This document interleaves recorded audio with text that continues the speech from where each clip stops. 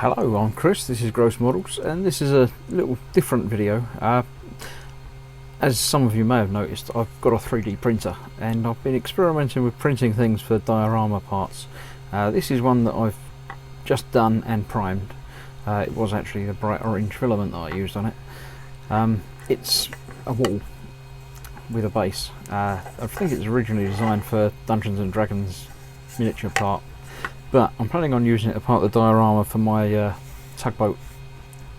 So I'm going to be putting the water onto this and using that as the hull, the dock wall. Now on top of that, I'm going to be putting some more 3D printed parts. Some of these, which are like the mooring posts, which I think I've done about the right scale for the 144 kit.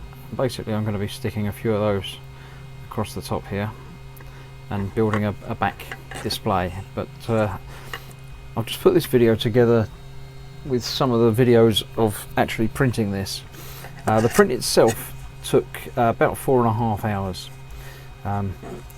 It does the from the bottom upwards, so it prints the big square and then does another layer and another layer and another layer. I don't know how many layers are actually on there, I can't count them, but probably, I don't know, a dozen layers to that, and then obviously many more going up the side. I haven't sanded or done any other prep work to it other than priming it, purely because it's meant to be a wall and I don't know that I need to spend any extra time sanding or preparing it. There is some noise in the background. I'm actually doing another base because I want to make the base bigger, but I thought I'd just show you some quick video of the entire build process, not the 4.5 hours long. It's sections, and I'll probably speed them up as well.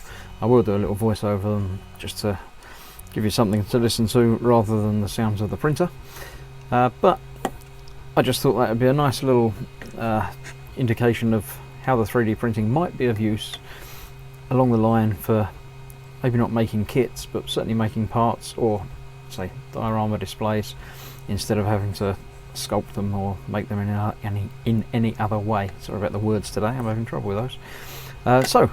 I'll leave you with the videos.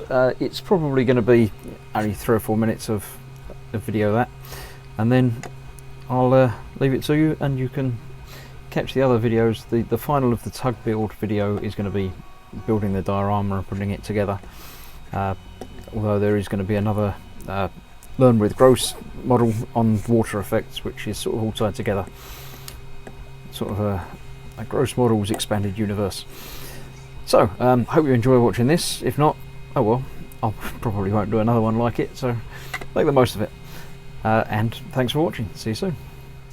Right, this one I'm doing in real time. The rest of the clips I will actually do at double speed, so it's not going to be far too boring. As you can see, it started doing layers.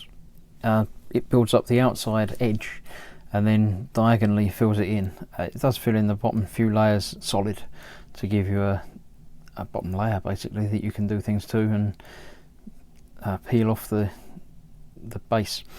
So it just builds it up slowly. This takes the longest time. It's building a solid wall basically on the floor on the bottom.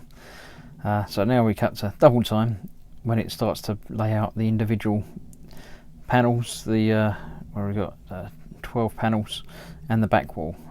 This is a little while later when it is almost finishing the top layers of the floor, and again it builds a solid wall a few layers thick onto that. That's finishing the last tile. It does it each layer at a time, so it doesn't do each tile at a time, it does one layer for each tile. That's finished the bottom floor and is starting to build the wall up. Again, that's always got that honeycomb in the middle throughout the entire thing, just to give it a bit of support. So another cut to further up the wall. I didn't design the piece, I found it on the internet and just printed it out, but it has nice random arrangements of bricks, so I think it will do for what I'm after. And that's just finishing the top bit. So yeah, alright, as I was doing the voiceover, that's actually finished the second section of the floor, which is still in the orange obviously. Now my intention is to say mount it next to, or some of it in front of. I'll probably end up doing another one complete unit and another half bit that I can cut strips off to make it big enough to cover